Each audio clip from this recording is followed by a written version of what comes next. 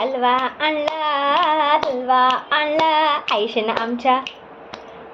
आमच्या हलवा आणल्यानंतर मीठ चोळून ठेवलावं, मीठ थोड्या वेळानं तादून काढून हळदानी कोकम फासलावं.